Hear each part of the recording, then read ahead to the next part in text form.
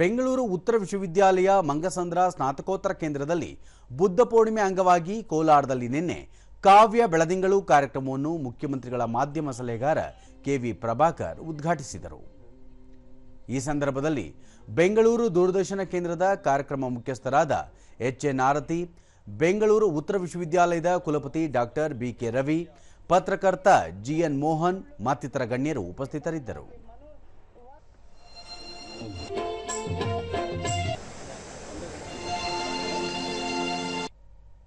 ಬಳಿಕ ಕೆವಿ ಪ್ರಭಾಕರ್, ಇಂದಿನ ಸಂದರ್ಭದಲ್ಲಿ ಬುದ್ಧನ ಅಹಿಂಸಾ ತತ್ವ ಅತ್ಯಗತ್ಯವಾಗಿದೆ. ಬುದ್ಧನ ಬದುಕು, ಚಿಂತನೆಗಳು ಮನುಷ್ಯನ ಜೀವನಕ್ಕೆ ಉತ್ತಮ ಮಾರ್ಗಸೂಚಿಯಾಗಿವೆ ಎಂದರು.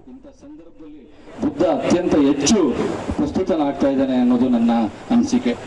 ಆಗಲೇ ನಿರೂಪಕರು ಹೇಳಿದ್ರು, ಅಪ್ಪ ದೀಪೋಭವ ಅಂತ, ಅಂದ್ರೆ ನಿನ್ನ ದೀಪ ನೀನೇ ಆಗುವಂತ. ಈ ಮಾತು ಮನುಕುಲಕ್ಕೆ ಕೊಟ್ಟಂತಹ ಒಂದು ದೀವಿಗೆ ಅನ್ನೋದು ನನ್ನ ಅನಿಸಿಕೆ. ಎಚ್.ಎನ್. ಆರತಿ, ಬುದ್ಧ ಮತ್ತು ಮಹಾವೀರ ಇಬ್ಬರು ಅಹಿಂಸೆಯ ತತ್ವ ಪಾಲಿಸಿದವರು. ಒಂದೇ ಕಾಲಘಟ್ಟದಲ್ಲಿ ಇದ್ದರೂ ಪರಸ್ಪರ ಭೇಟಿಯಾಗಿರಲಿಲ್ಲ. ಒಂದೊಮ್ಮೆ ಭೇಟಿಯಾಗಿದ್ದರೆ ಇನ್ನಷ್ಟು ಮಹಾನ್ ಕಾವ್ಯಗಳು ಜಗತ್ತಿಗೆ ಸಿಗುತ್ತಿದ್ದವು ಎಂದು ಅಭಿಪ್ರಾಯ ವ್ಯಕ್ತಪಡಿಸಿದರು. ಜನಮಾನಸಕ್ಕೆ ಬರಬೇಕು ಅಂತ ಅವನು ಪಾಲಿ ಭಾಷೆಯಲ್ಲಿ ಅವನ ತತ್ವಗಳನ್ನ ಬೋಧಿಸ್ದ. ಅದೇ ರೀತಿ ಮಹಾವೀರ ಕೂಡ ಇಬ್ಬರು ಎಂತ ಪಾತ್ ಬ್ರೇಕರ್ಸ್ ಅಂತ ಅನ್ಸುತ್ತೆ. ಅವರು ಕೂಡ ಸಂಸ್ಕೃತವನ್ನು ಹೃದಯಗೊತ್ತಿ ಪ್ರಾಕೃತವನ್ನ ಕೈಗೆತ್ಕೊಳ್ತಾರೆ. ಅಂದ್ರೆ ನೀವು ಜನಮಾನಸಕ್ಕೆ ಹತ್ರ ಆಗ್ಬೇಕು ಅಂದ್ರೆ ಅವ್ರು ಬಳಸೋ ಅಂತ ಭಾಷೆಯಿಂದ ನೀವು ಕಮ್ಯುನಿಕೇಟ್ ಮಾಡಿದ್ರೆ ಅದು ಅವರಿಗೆ ತಲುಪುತ್ತೆ ಅಂತ. ಬಿ.ಕೆ. ರವಿ, ಬುದ್ಧ ಜಗತ್ತಿಗೆ ಬೋಧಿಸಿದ ಶಾಂತಿ ಮಂತ್ರ ಪ್ರಸ್ತುತ ಕಾಲಘಟ್ಟದಲ್ಲಿ ಅತ್ಯಂತ ಅವಶ್ಯಕವಾಗಿದೆ ಎಂದು ತಿಳಿಸಿದರು.